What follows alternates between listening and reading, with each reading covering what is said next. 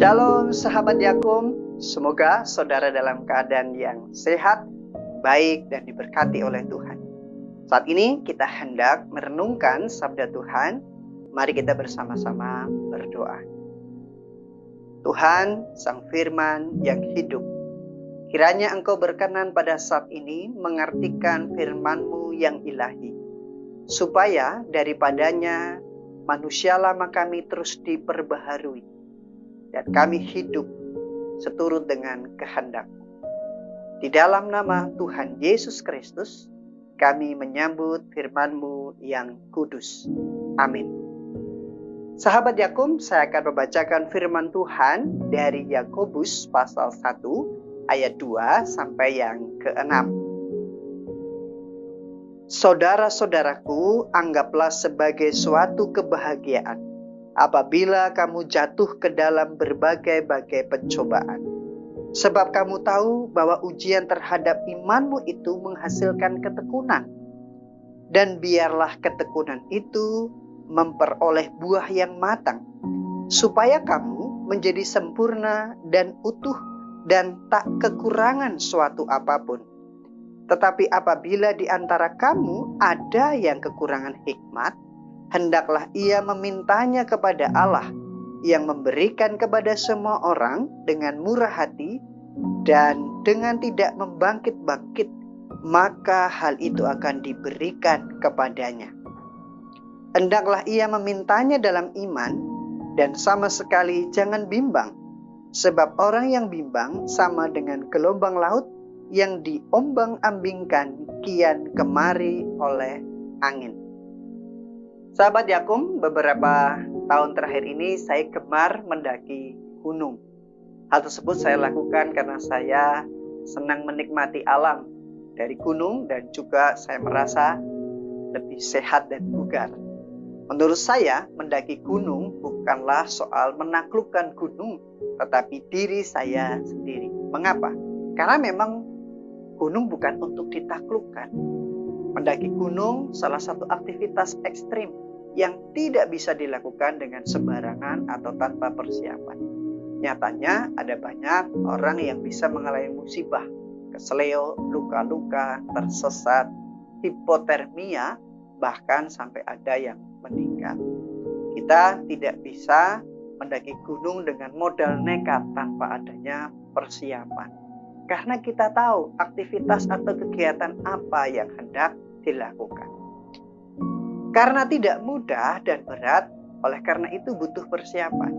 Persiapan fisik, persiapan perlengkapan yang sangat memadai untuk melindungi kita dari berbagai bahaya.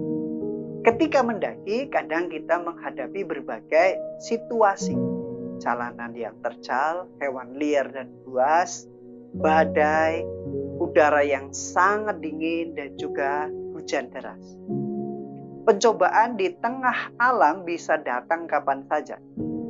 Kuncinya adalah tenang dan mengendalikan diri dengan baik, sehingga dapat berpikir apa yang harus dilakukan di situasi darurat serta bisa mengurangi resiko bahaya. Inilah yang disebut dengan menaklukkan diri. Dalam dunia pekerjaan termasuk hospitality, saya kira juga demikian. Kita tidak bisa mengendalikan apa yang di luar diri kita, seperti apa yang datang pada kita, apa yang orang lain lakukan kepada kita. Kita tidak bisa mengendalikan situasi-situasi yang datang dengan tiba-tiba. Kita hanya bisa mengendalikan apa yang ada di dalam diri kita. Seperti apa respon kita, apa yang bisa kita pikirkan dan lakukan. Situasi-situasi tertentu bisa menjadi cobaan atau ujian bagi kedewasaan kita. Apakah kita bisa mengendalikan diri dan bersikap dengan bijak, atau sebaliknya, kita kalah dengan situasi, mengeluh, bahkan menyalahkan keadaan. Memang tidak mudah. Di satu sisi kita ingin selalu memberikan pelayanan yang terbaik, di sisi lain kita berjumpa dengan berbagai macam orang dan situasi yang bisa saja menjadi pencobaan buat kita. Setiap pencobaan dan ujian yang datang mudah membuat kita lelah, jenuh, kehilangan semangat, bahkan bahayanya bisa sampai melunturkan spiritualitas melayani. Jika spiritualitas melayani sudah hilang, makin terpuruklah diri kita sendiri, bahkan instansi tempat kita bekerja juga kehilangan daya tarik. Maka apa yang perlu kita lakukan?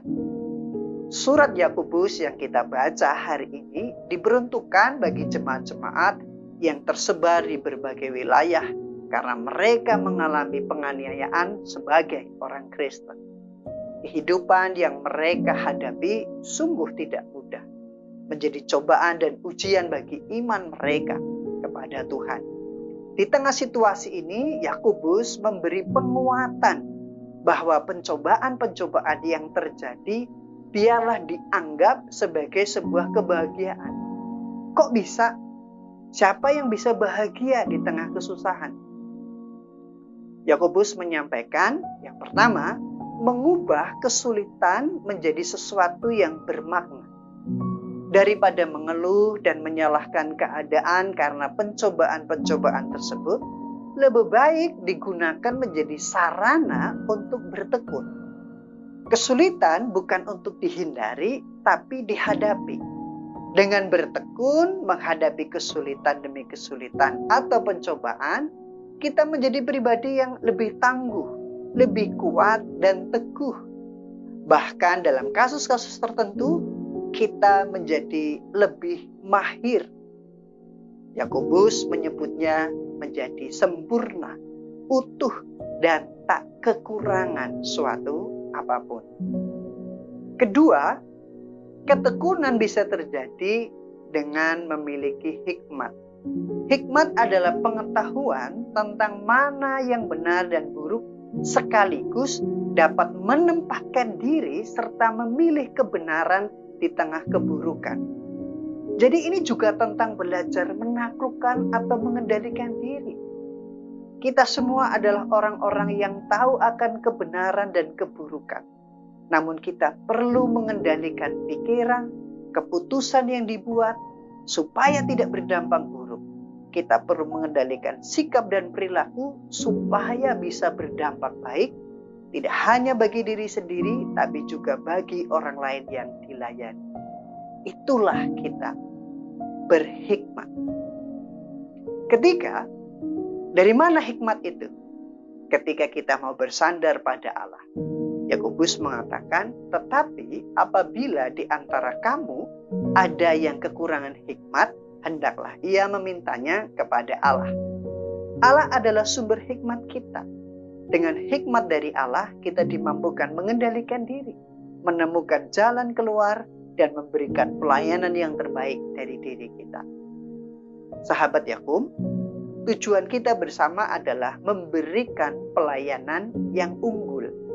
Hal tersebut dapat terjadi manakala kita terus memakai hikmat dan iman di tengah pelayanan kita pada sesama. Tanpa hikmat, kita tidak dapat mengendalikan diri di berbagai situasi yang kita hadapi. Tanpa iman, kita kehilangan spiritualitas melayani, sehingga mudah sembarangan dalam memperlakukan orang lain. Kedua hal ini penting menjadi prinsip pelayanan kita, berhikmat dan beriman. Sehingga setiap orang dapat sungguh merasakan kehadiran dan kasih Allah melalui pelayanan kita semuanya. Selamat kembali melayani. Amin. Mari sahabat Yakub, kita bersama-sama berdoa. Tuhan, kami bersyukur untuk segala hal yang menjadi tugas tanggung jawab dan pelayanan kami. Biarlah apa yang Tuhan percayakan dapat sungguh-sungguh kami lakukan dengan berhikmat dan senantiasa beriman kepada Tuhan. Segala sesuatu yang kami hadapi, situasi-situasi yang tidak mudah, kiranya Tuhan yang menolong kami, supaya kami bersama-sama dapat mengendalikan diri kami. mengendalikan apa yang kami katakan, mengendalikan sikap dan perilaku diri kami. Dan melalui kata-kata sikap perilaku kami, setiap orang boleh merasakan kasih Allah yang menolong dan memulihkan mereka. Mampukanlah kami ya Tuhan. Di dalam nama Tuhan Yesus Kristus. Amin.